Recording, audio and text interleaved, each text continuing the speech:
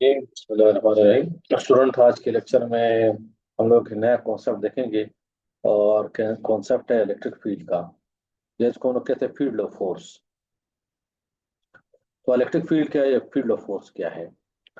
इस पे आने से पहले दो क्वेश्चन है बड़े इंपॉर्टेंट। इन दो क्वेश्चंस को एड्रेस करते हैं कि क्या कहते हैं। देखिए, हम लोगों ने पढ़ा था कि दो चार्जेस के दरम्यान में फोर्स लगता है, और वो फोर्स मालूम करते हैं कूलम्स लॉ से। और कूलम्स लॉ क्या है? कि Q1 Q2 upon are square. इसी तरह दो मासेस के दरम्यान में फोर्स लगता है ग्रेविटेशनल फोर्स, और उस फोर्स का जो फार्मूला है वो न्यूटन ने दिया था। और वो फार्मूला क्या है कि G m1 m2 divided by R square, divided by R square. तो दो मासेस के दरम्यान में जो फोर्स ऑफ अट्रैक्शन है, रिपल्शन है, इसके लिए फार्मूला दिया था कूलम्स ने। दो मासेस के दरम्यान जो फोर्स ऑफ अट्रैक्शन है उसका फार्मूला दिया था अ, उसने न्यूटन ने। अब यहाँ पे कुछ सवाल पैदा होते हैं कि ये इन फोर्सेस का ओरिजिन क्या है, ये फोर्सेस कहाँ से ओरिजिनेट होते हैं। मतलब ये बात अभी याद रख ले कि चार्जेस पे तो डिपेंड करता है कूलम फोर्स, लेकिन इसका ओरिजिन क्या है। और इसी तरह मासेस, जो दो मासेस के दरम्यान कूलम फोर्स है वो तो ग्रेविटेशनल फोर्स है, वो तो मासेस पे डिपेंड करता है, लेकिन इसका ओरिजिन क्या है, कहाँ से आते हैं ये फोर्सेस। तो इसका जो आंसर है, पहले क्वेश्चन का आंसर जो है ये अननोन है, अभी तक अननोन है। इसका आंसर अभी तक अननोन है। पहले क्वेश्चन का आंसर अभी तक अननोन है, अभी तक हमें नहीं मालूम कि फोर्सेस क्यों ओरिजिनेट होते हैं, कहाँ से ओरिजिनेट होते हैं। अभी दूसरा क्वेश्चन है, how these forces are how are these forces transmitted, ये फोर्सेस ट्रांसमिट किस तरह होते हैं। तो इस पे आ जाते हैं। तो देखिए यहाँ पर फर्ज करें, मैं कहता हूँ ये जमीन है, और ये जमीन से ऊपर कोई ऑब्जेक्ट है। तो आप लोगों ने देखा है कि जमीन को अपनी तरफ खींचता है, अट्रैक्ट करता है। कोई ऑब्जेक्ट है, उसको जमीन क्या कर रहा है, अपनी तरफ अट्रैक्ट कर रहा है। तो जब जमीन ऑब्जेक्ट को अपनी तरफ अट्रैक्ट कर रहा है, तो जमीन और उस ऑब्जेक्ट के दरम्यान में कोई चीज नहीं है, फिजिकली कोई चीज नहीं है, किसी रस्सी से जमीन ने इस ऑब्जेक्ट को नहीं बांधा कि उसको खींच रहा है। तो सवाल ये पैदा होता है कि जमीन इस ऑब्जेक्ट के ऊपर फोर्स किस तरह लगा रहा है, दरम्यान में कोई फिजिकली कोई चीज मौजूद नहीं है। अच्छा, एक कंडीशन तो ये हो गई। दूसरे चार्जेस के केस में देख लें। फर्ज करें एक पॉजिटिव चार्ज पड़ा हुआ है, और ये नेगेटिव चार्ज पड़ा हुआ है। तो ये पॉजिटिव चार्ज नेगेटिव को अट्रैक्ट करता है अपनी तरफ, नेगेटिव पॉजिटिव को अट्रैक्ट करता है। तो यहाँ पे भी सवाल पैदा होता है कि ये दोनों एक दूसरे को किस तरह अट्रैक्ट कर रहे हैं, इनके दरम्यान में फिजिकली कोई चीज तो मौजूद नहीं है। सही है तक। अभी देखिए, ये जो जो दूसरा फोर्स है इसको हम लोग कहते हैं कांटेक्ट फोर्स। उसमें क्या है, ये तो आप लोगों ने देखा होगा हम जिंदगी में कि फर्स्ट करे एक रेडी है, इसको आप खींच रहे हैं रस्सी के जरिए।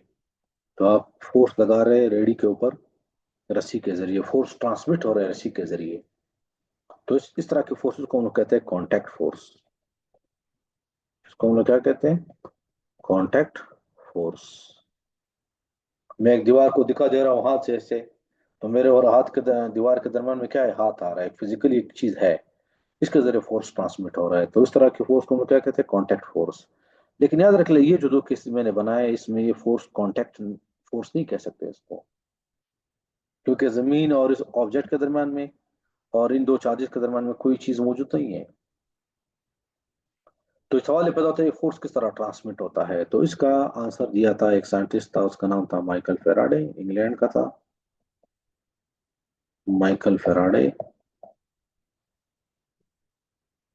उसने इसका आंसर दिया था। और उसने इसका आंसर इस तरह दिया कि ये जमीन इस ऑब्जेक्ट को जब खींच रहा है, वो एक फील्ड के जरिए खींच रहा है। इस जमीन ने एक खास इलाके तक अपना असर कायम किया हुआ है, अपने इर्द गिर्द जो स्पेस है उसको मॉडिफाई किया है, चेंज किया है। अभी दूसरा कोई जब भी ऑब्जेक्ट इस इलाके के अंदर आएगा, तो जमीन उस ऑब्जेक्ट के ऊपर इस फील्ड के जरिए फोर्स लगाएगा। किसके जरिए फोर्स लगाएगा, फील्ड के जरिए। जैसे यहाँ पे देखिए, मैं इस रेडी के ऊपर फोर्स लगा रहा था रस्सी के जरिए, यहाँ पे जमीन इस ऑब्जेक्ट के ऊपर फोर्स लगा रहा है फील्ड के जरिए। इसी तरह ये जो चार्ज है, दो चार्जेस है, एक से ऊपर फोर्स लगा रहे हैं, फर्स्ट करे पॉजिटिव चार्ज नेगेटिव के ऊपर फोर्स लगा रहा है। तो माइकल फेराडे के बकौल जो है, इसका आंसर ये है कि ये जो फोर्स लग रहा है ये फील्ड के जरिए लग रहा है। इस चार्ज ने अपने इर्द गिर्द इलाके को, स्पेस को मॉडिफाई किया है, चेंज किया है, अपना असर कायम किया है एक खास इलाके तक। जब भी कोई दूसरा चार्ज उस इलाके में आएगा तो इसके ऊपर फोर्स लगाएगा। तो मासेज एक से ऊपर फोर्स लगाते हैं फील्ड के जरिए, चार्जेस एक से ऊपर फोर्स लगाते हैं किसके जरिए, फील्ड के जरिए। अभी याद रखें, फील्ड इसका भी है, इसका भी है, इसका भी है। इस तरह जो ग्रेविटेशनल फील्ड है वो सिर्फ जमीन का नहीं है, इस ऑब्जेक्ट का भी है।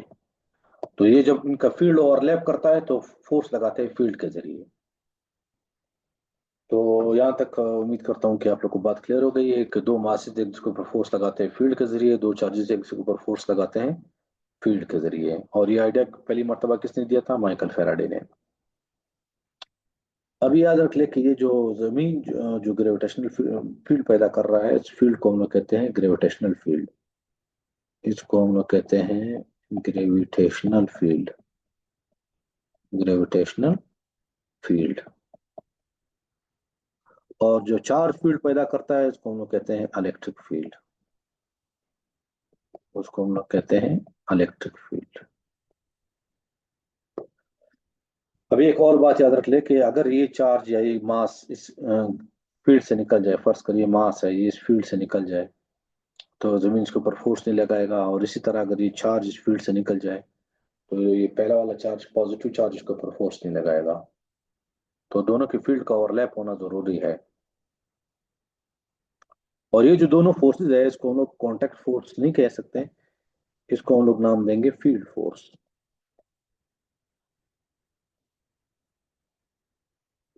क्या नाम देंगे, फील्ड फोर्स। ये दोनों फील्ड फोर्स की एग्जांपल है।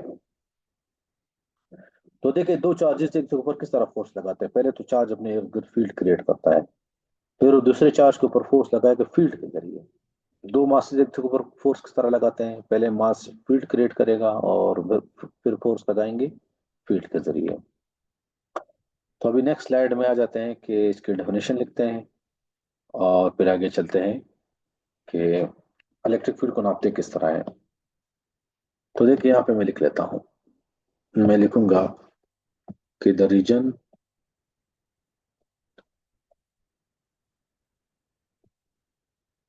और space around a charge, the region और space around a charge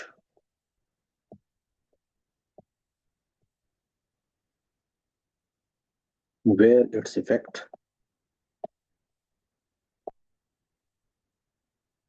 can be felt, can be felt is called, is called field। लेकिन चूंकि हम लोग इलेक्ट्रिक फील्ड की बात कर रहे हैं तो यहाँ पे मैं लिखूंगा इज कॉल्ड इलेक्ट्रिक फील्ड।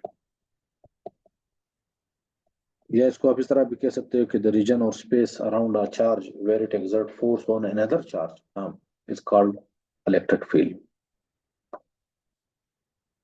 तो ये बात क्लियर हो गई, फील्ड के जरिए फोर्सेस ट्रांसमिट होते हैं।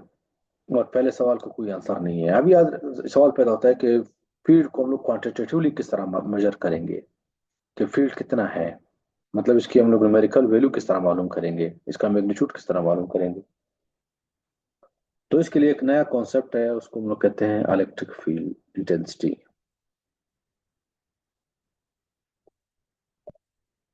इसको हम लोग कहते हैं electric field intensity.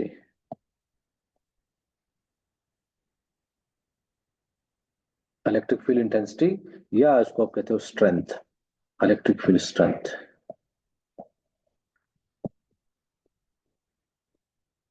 Electric field strength.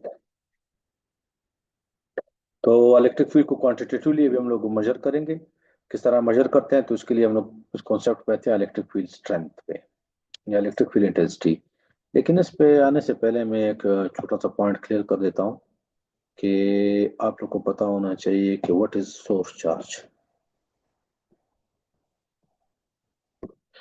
Sorry what is source charge and test charge.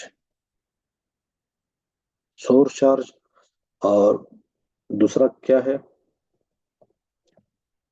Test charge. ठीक है, इन दोनों में क्या फर्क है? सोर्स चार्ज आप कह सकते हो वो चार्ज जिसके फील्ड को हम लोग स्टडी कर रहे हैं, उसको हम लोग कहते हैं source charge. Source charge positive भी हो सकता है और नेगेटिव भी हो सकता है। तो देखिए, सोर्स चार्ज पॉजिटिव भी हो सकता है, मे बी पॉजिटिव और नेगेटिव, पॉजिटिव भी हो सकता है और नेगेटिव भी हो सकता है। सोर्स चार्ज, जिस चार्ज के फील्ड को आप स्टडी कर रहे हो उसको हम लोग कहते हैं सोर्स चार्ज, वो फील्ड पैदा कर रहा है, और वो पॉजिटिव भी हो सकता है और नेगेटिव भी हो सकता है। और हम लोग अज्यूम करते हैं कि ये हमेशा किस में होगा? रेस्ट में होगा। ये रेस्ट में होगा, क्योंकि इलेक्ट्रोस्टैटिक्स पढ़ रहे हैं। इलेक्ट्रोस्टैटिक्स का मतलब ये है कि चार्ज एट रेस्ट। अभी टेस्ट चार्ज पे आ जाते हैं। टेस्ट चार्ज ये है, इसकी मिसाल मैं समझाने के लिए आता हूँ कि फर्ज कर एक कमरा है, और इस कमरे में मैं मुख्तलिफ पॉइंट्स पे टेम्परेचर मालूम करना चाहता हूँ। कमरे में हीटर लगा हुआ है, यहाँ पर फर्ज करें यहाँ पे हीटर लगा हुआ है, और मैं मुख्तलिफ पॉइंट्स पे टेम्परेचर मालूम करना चाह रहा हूँ। तो कमरे का टेम्परेचर मालूम करने के लिए मेरे पास एक टेस्टर चाहिए, और इस केस में मैं इस्तेमाल करूंगा थर्मामीटर। तो मैं क्या करूंगा, थर्मामीटर को यहाँ पे रखूंगा, टेम्परेचर नोट कर लूंगा। फर्ज करें ये आ जाता है 40 डिग्री सेंटीग्रेड। तो यहाँ पे मैं लिख लूंगा कि इस जगह का टेम्परेचर 40 है।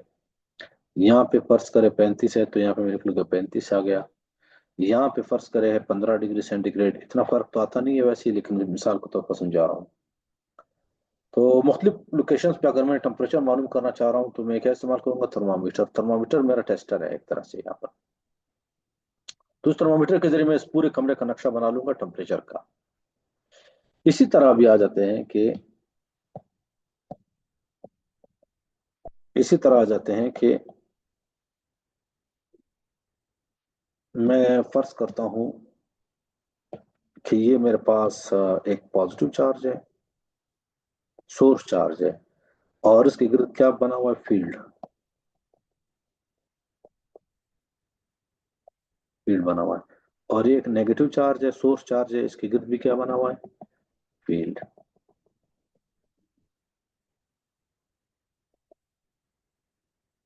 सही।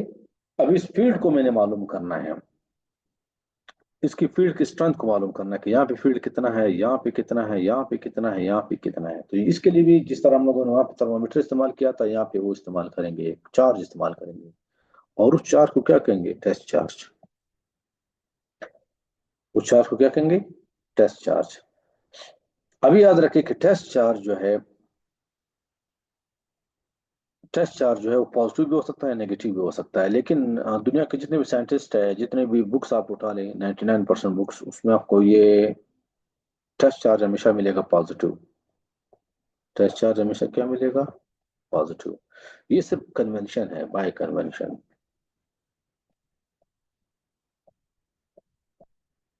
टेस्ट चार्ज आप नेगेटिव भी ले सकते हैं, इसमें कोई मसला नहीं है, लेकिन दुनिया की तकरीबन 100% बुक्स उठा ले, उसमें टेस्ट चार्ज पॉजिटिव है।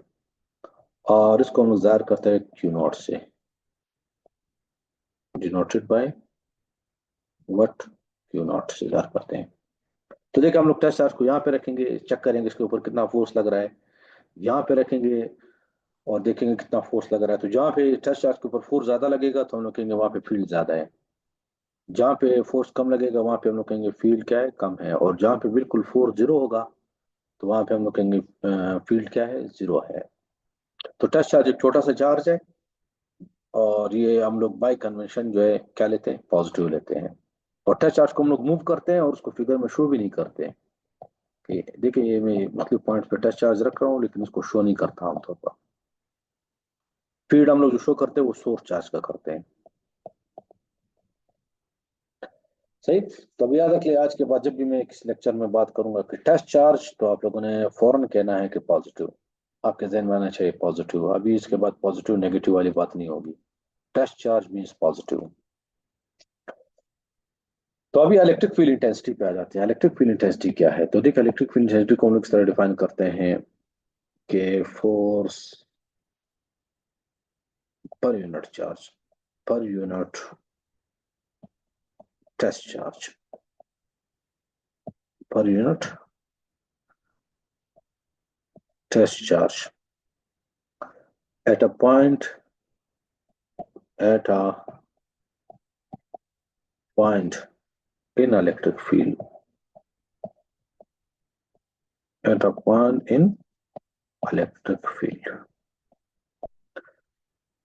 पर यूनिट टेस्ट चार्ज के ऊपर कितना फोर्स लगता है इलेक्ट्रिक फील्ड के अंदर किसी पॉइंट पे, तो उसको हम लोग कहते हैं इलेक्ट्रिक फील्ड इंटेंसिटी या strength of electric field is called electric field intensity. तो देखिए इसको हम लोग इस तरह लिख सकते हैं, इलेक्ट्रिक फील्ड इंटेंसिटी को हम लोग ई से ज़ाहिर करते हैं और ये एक वेक्टर क्वांटिटी है और इसको हम लोग क्या करेंगे, फोर्स को डिवाइड करेंगे टेस्ट चार्ज से, फोर्स को डिवाइड करेंगे किससे, टेस्ट चार्ज से। तो हमें बताया कि force per unit test charge. तो चलो इसको मैं समझाता हूँ एग्जांपल से, यहाँ पर एग्जांपल से समझाता हूँ। तो ये फर्ज करे सोर्स चार्ज है और सोर्स चार्ज ने अपने गिर्द क्या बनाया हुआ है, क्या बनाया हुआ भाई, फील्ड बनाया हुआ है। अभी मैं यहाँ पे टेस्ट चार्ज रखता हूँ, फर्ज करिए टेस्ट चार्ज में रखता हूँ 4 कूलम। ये फर्जी तौर पे मैं कह रहा हूँ 4 कूलम, ऐसी 4 कूलम होता नहीं है, बहुत बड़ा चार्ज है 4 कूलम, मैं बहुत सिंप्लीफाई करके इसको लिख रहा हूँ। और इस टेस्ट चार्ज को मैंने यहाँ पे रख दिया और इसके ऊपर फोर्स लग रहा है 20 न्यूटन। कितना लग रहा है भाई, 20 न्यूटन। 20 न्यूटन 4 कूलम पे लग रहा है, तो 1 कूलम पे कितना लगेगा। तो हम लोग क्या लिखेंगे कि E is equal to force divided by test charge. तो E is equal to force है 20 न्यूटन डिवाइडेड बाय 4 कूलम। तो E कितना आ गया, 5 न्यूटन पर कूलम। इसका मतलब है जब भी मैं यहाँ पे 1 कूलम चार्ज रखूंगा, टेस्ट चार्ज रखूंगा, तो उस टेस्ट चार्ज के 1 कूलम पे कितना फोर्स लगेगा, 5 न्यूटन। तो देखिए यहाँ से पता चल रहा है force per unit test charge. अभी देखिए फर्स्ट करें, मैं कहता हूँ कि मैंने यहाँ पे फील्ड मालूम कर लिया, यहाँ पे फील्ड मालूम कर लिया और फील्ड था 9 न्यूटन पर कूलम। इसका मतलब है अगर मैं यहाँ पे टेस्ट चार्ज रखूंगा तो पर कूलम कितना फोर्स लगेगा, 9 न्यूटन। तो देखिए इलेक्ट्रिक फील्ड इंटेंसिटी का मतलब force per unit test charge. जिस पॉइंट पे आप टेस्ट चार्ज रखेंगे उस टेस्ट चार्ज के 1 कूलम पे कितना फोर्स लग रहा है, पर कूलम कितना फोर्स लग रहा है, इसको मैं कहते हैं इलेक्ट्रिक फील्ड इंटेंसिटी। तो देखिए यहाँ पे क्वांटिटेटिव मेजरमेंट हो रही है, जिस पॉइंट पे इलेक्ट्रिक फील्ड की वैल्यू ज्यादा आएगी इसका मतलब वहां पे फील्ड ज्यादा है। जिस पॉइंट पे फील्ड की वैल्यू, इलेक्ट्रिक फील्ड इंटेंसिटी की वैल्यू कम आएगी वहां पे फील्ड कम कम है, और जहाँ पे जीरो आएगी इसका मतलब बिल्कुल जीरो है। तो उम्मीद करता हूँ कि ये बात अब क्लियर हो गई है। अच्छा इस केस में जो फील्ड की डायरेक्शन है वो किस तरफ होगी, चूंकि टेस्ट चार्ज के ऊपर फोर्स इस तरफ लग रहा है तो फील्ड की डायरेक्शन इस तरफ होगी। सही। अभी आप लोगों को एक छोटा सा वो देता हूँ क्वेश्चन, कि एक पॉइंट पे मैंने टेस्ट चार्ज रखा 60 नहीं 6 कूलम, 6 कूलम। एक पॉइंट पे मैंने इलेक्ट्रिक फील्ड के अंदर कूलम चार्ज रखा, उसका मैग्नीट्यूड कितना है, 6 कूलम, और उसके ऊपर फोर्स लग रहा है 400 न्यूटन।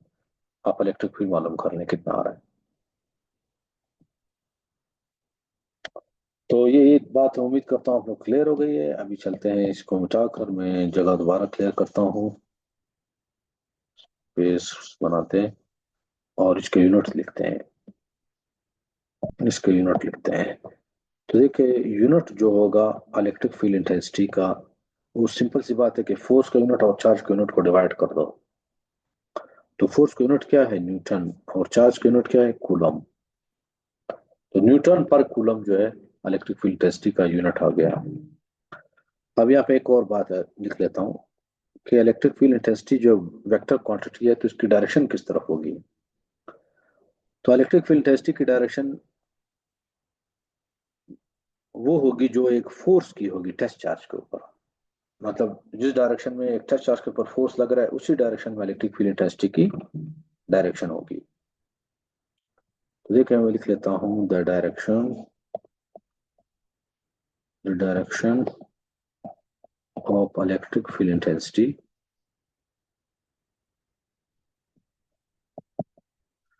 मैं बाज औक़ात इलेक्ट्रिक फील्ड कहूंगा तो आप समझ ले कि इलेक्ट्रिक फील्ड इंटेंसिटी ही मैं कह रहा हूँ।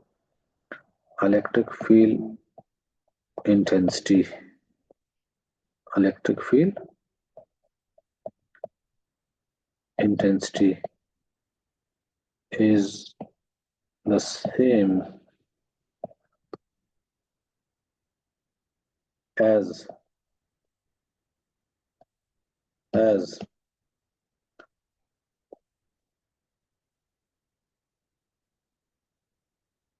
direction of force on test charge on test charge।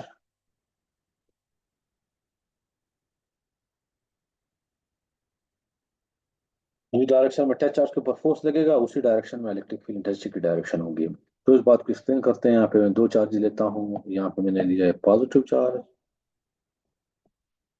और ये फर्ज करे फील्ड है, फील्ड को मैं नहीं बना रहा, और दूसरे केस में मैं ले रहा हूँ नेगेटिव चार्ज, सोर्स चार्ज है। तो अगर आप ऊपर वाले पे आ जाए, तो अगर आप यहाँ पे टेस्ट चार्ज रखेंगे तो टेस्ट चार्ज के ऊपर फोर्स किस तरफ लगेगा, यहाँ पे टेस्ट चार्ज रखेंगे तो टेस्ट चार्ज भी पॉजिटिव, ये भी पॉजिटिव, फोर्स बार की तरफ होगा। तो इसका मतलब इलेक्ट्रिक फील्ड इंटेंसिटी की डायरेक्शन भी बार की तरफ। टेस्ट चार्ज को यहाँ पे रखूंगा तो फोर्स की तरफ होगा इस तरफ, यहाँ पे रखूंगा तो फोर्स इस तरफ, यहाँ पे रखूंगा तो फोर्स इस तरफ, यहाँ पे रखूंगा तो फोर्स इस तरफ बाहर की तरफ, यहाँ पे रखूंगा तो बाहर की तरफ, यहाँ पे रखूंगा तो बाहर की तरफ। तो ये इलेक्ट्रिक फील्ड इंटेंसिटी की डायरेक्शन है, क्योंकि चार्ज टेस्ट चार्ज पॉजिटिव है और फोर्स चार्ज भी पॉजिटिव है, तो फोर्स जो टेस्ट चार्ज पे लगेगा वो बाहर की तरफ लगेगा। अगर हम लोग यहाँ पे एरोज ड्रा करना चाहें तो हम लोग उसकी लेंथ थोड़ी कम करेंगे, क्योंकि दूर जाने पे फोर्स कम हो जाता है।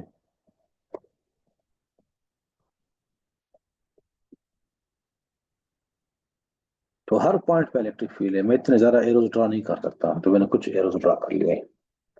अब यहाँ पे क्वेश्चन के स्टूडेंट के जहन में क्वेश्चन आता है कि जो भी टेस्ट एक पॉजिटिव चार्ज किसी बुक्स में ड्रा किया होता है तो इलेक्ट्रिक फील्ड लाइन्स की डायरेक्शन, इलेक्ट्रिक फील्ड इंटेंसिटी की डायरेक्शन बाहर की तरफ क्यों होती है। उसकी एक ही वजह है कि हमारा टेस्ट चार्ज पॉजिटिव है। इस केस में देख लें, अगर मैं यहाँ पे टेस्ट चार्ज रख दूं तो फोर्स किस तरफ लगेगा, अंदर की तरफ उसके ऊपर। तो इलेक्ट्रिक फील्ड इंटेंसिटी की डायरेक्शन भी बाहर अंदर की तरफ। यहाँ पे रखूंगा तो फोर्स अंदर की तरफ, यहाँ पे रखूंगा तो फोर्स अंदर की तरफ, यहाँ पे रखूंगा तो फोर्स अंदर की तरफ, यहाँ पे अंदर की तरफ।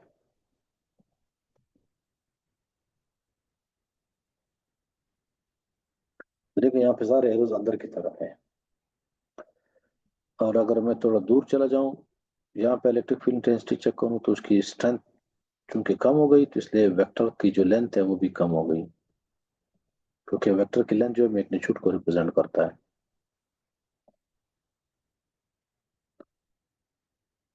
सही। अभी हर पॉइंट पे एक लाइन है, लेकिन वो वेक्टर है, लेकिन वो इतनी जरा मैं ड्रा नहीं कर सकता। कुछ ड्रा करके आप अंदाजा लगा सकते हो कि फील्ड किस तरह है। तो ये जो है इलेक्ट्रिक फील्ड इंटेंसिटी की कहानी थी। अब ये सवाल पैदा होता है कि अगर हमें इलेक्ट्रिक फील्ड इंटेंसिटी मालूम हो तो हम लोग फोर्स किस तरह मालूम करेंगे। तो देखिए फोर्स आप मालूम कर सकते हो कि F इज इक्वल टू, इस केस में क्यू ई, क्योंकि अब ये आप या टेस्ट चार्ज का होना जरूरी नहीं है। कोई भी चार्ज मैंने रख दिया और उस चार्ज को मैंने ई से ज़रब दे दी इलेक्ट्रिक फील्ड इंटेंसिटी से, तो मेरे पास क्या आ जाएगा, फोर्स आ जाएगा। टेस्ट चार्ज के जरिए हम लोग पहले इलेक्ट्रिक फील्ड मालूम कर लेंगे। जब इलेक्ट्रिक फील्ड मालूम हो गया तो फिर कोई भी चार्ज रखने पे उस पर कितना फोर्स लगेगा वो हम लोग किस तरह मालूम करेंगे, इलेक्ट्रिक फील्ड इंटेंसिटी को चार्ज से ज़रब देंगे। अभी यहाँ पे एक छोटा सा एक और कॉन्सेप्ट है पॉइंट चार्ज का, electric field intensity due two point charge. तो इसमें चलते हैं। तो मैं लिख लेता हूँ electric field intensity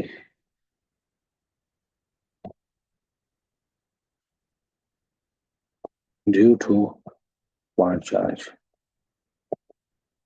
point charge. तो अभी ये क्या कह रहा है, इधर एक फर्ज करें मेरे पास एक चार्ज पड़ा हुआ है, ये क्यू सोर्स चार्ज है।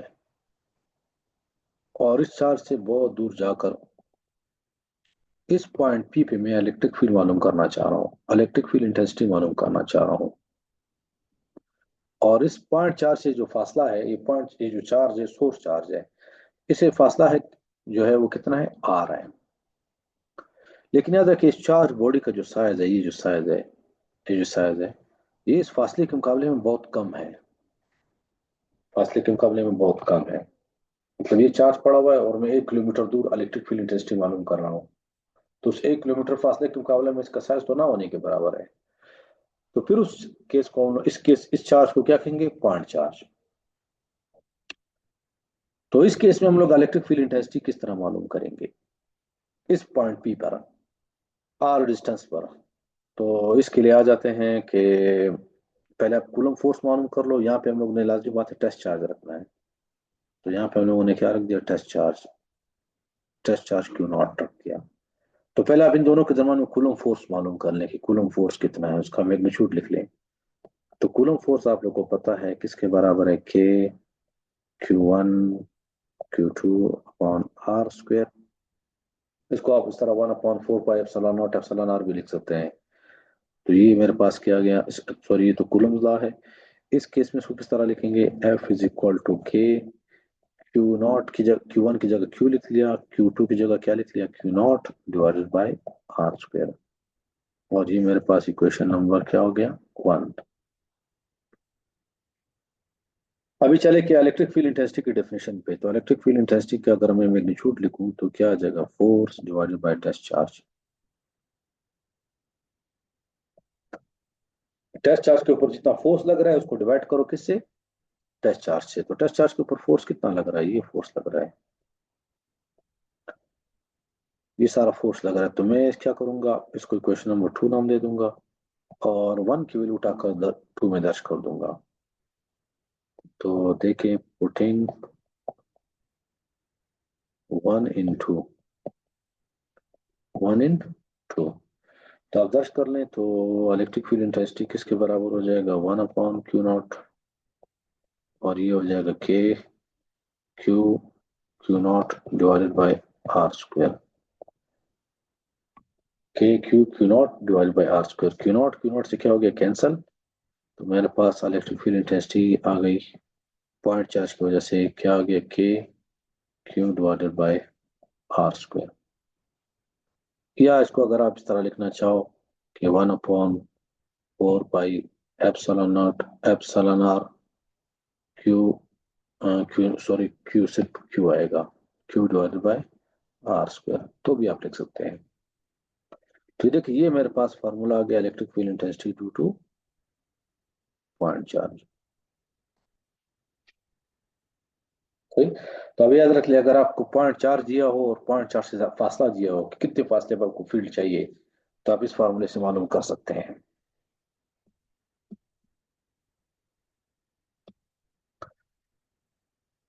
तो अभी इस फार्मूले को देखते हैं कि इस फार्मूले का मतलब क्या है। देखिए सिंपल सी बात है कि जितना Q ज्यादा होगा इलेक्ट्रिक फील्ड ज्यादा होगा।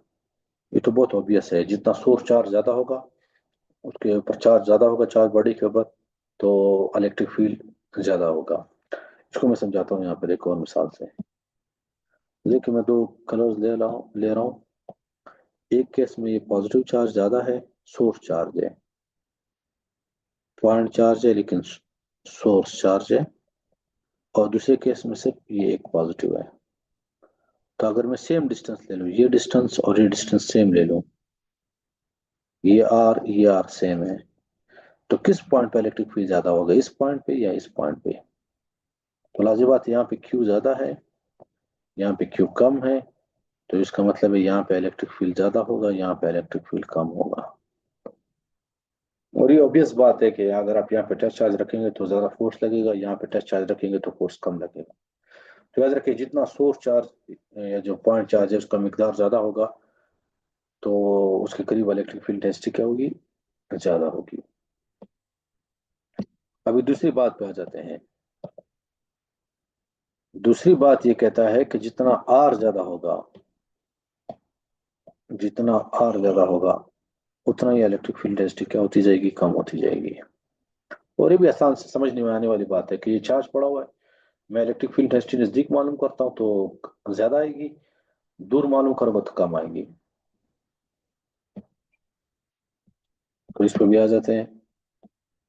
तो देखिए यहाँ पर ये चार्ज पड़ा हुआ है क्यू, मैं यहाँ पे आर मान, इस फासले पे इलेक्ट्रिक फील्ड मालूम कर रहा हूँ, और दूसरी बार मरतबा इतने फासले पे मालूम कर रहा हूँ, आर ज्यादा कर दिया। तो लाजिमी बात है कि जब ई कम होगा, आर कम होगा, आर कम होगा, तो ई क्या होगा, ज्यादा होगा। लेकिन जब आर ज्यादा होगा तो ई कम होगा। और यहाँ पे याद, दूसरी बात याद रख ले कि आर स्क्वायर आ रहा है, स्क्वायर का मतलब वही जो कूलम्स लॉ में हम लोगों ने पढ़ा था, फासला डबल करने से फोर्स 4 गुना कम होगा। तो इसी तरह अगर आप फर्ज करें ये एक पॉइंट है, यहाँ पे मैं इलेक्ट्रिक फील्ड मालूम करता हूँ, और फिर दूसरी मरतबा मैं फासला डबल करके मालूम करता हूँ, तो जब मैंने फासला डबल कर दिया तो इलेक्ट्रिक फील्ड 2 गुना कम नहीं होगा, 4 गुना कम होगा। इलेक्ट्रिक फील्ड कितने गुना कम होगा, 4 गुना कम होगा। और तीसरी बात है कि मीडियम पे भी डिपेंड करता है, अगर आप दो चार्जेस के दरमियान में मीडियम रखेंगे, अ, ये चार्ज पड़ा हुआ है और इस पॉइंट पे मैं इलेक्ट्रिक फील्ड मालूम कर रहा हूँ, लेकिन अगर दरमियान में मैंने प्लास्टिक, रबड़, माइका, कोई डाइलेक्ट्रिक रख दिया तो भी फोर्स कम होगा, इलेक्ट्रिक फील्ड फील्ड इंटेंसिटी कम होगी उस पॉइंट पे।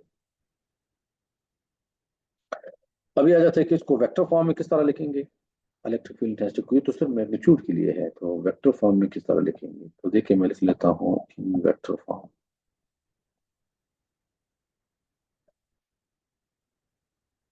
वेक्टर फॉर्म, अब इसको मैं वेक्टर फॉर्म में लिखूंगा तो मैं क्या लिखूंगा कि electric field intensity is equal to K, या इसको अगर आप इस तरह भी लिखना चाहे के, मेरे पास आ जाएगा Q1, सॉरी Q1 नहीं, Q divided by R square, ये तो मैग्नीट्यूड हो गया। और डायरेक्शन के लिए क्या लिखेंगे, यूनिट वेक्टर, डायरेक्शन के लिए यूनिट वेक्टर लिखेंगे।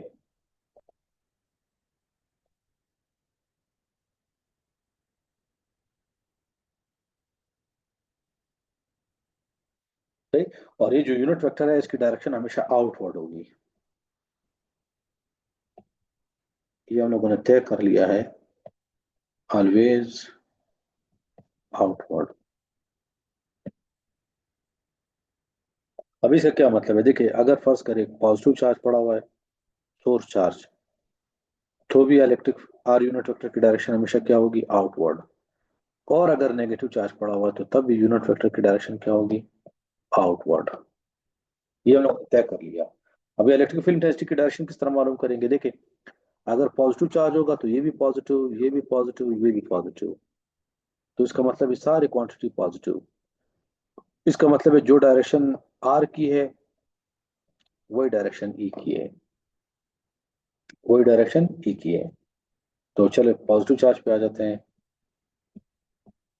तो पॉजिटिव चार्ज के केस में हम लोग क्या लिखेंगे कि जो डायरेक्शन आर की है वही किसकी है, ई की है। अगर आप यहाँ पे लिखेंगे तो आर की डायरेक्शन बाहर है, तो इलेक्ट्रिक फील्ड इंटेंसिटी की डायरेक्शन भी क्या होगी, बाहर होगी। किसी भी पॉइंट पे आप चेक कर लो, आर हमेशा आउटवर्ड होगा और इलेक्ट्रिक फील्ड भी आउटवर्ड होगा। अगर नेगेटिव चार्ज पे आ जाए तो नेगेटिव चार्ज के लिए याद रख ले K positive, Q negative, R square positive, तो ओवरऑल इसका आंसर क्या आएगा, नेगेटिव। इसका मतलब है कि ये कुछ इस तरह से आएगा कि ई इज इक्वल टू कोई नंबर होगा, नेगेटिव नंबर आएगा, नेगेटिव नंबर होगा और इसके साथ यूनिट वेक्टर होगा। तो इसका मतलब है कि जो यूनिट वेक्टर की डायरेक्शन है इलेक्ट्रिक फील्ड की डायरेक्शन उसके ऑपोजिट है, क्योंकि माइनस साइन आ रहा है।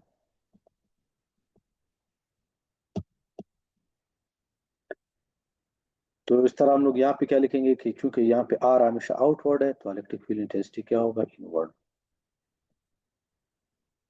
अगर हम लोग यहाँ पे ले लें तो आर तो हम लोगों ने तय कर लिया कि हमेशा आउटवर्ड है, तो इलेक्ट्रिक फील्ड क्या होगा, इनवर्ड।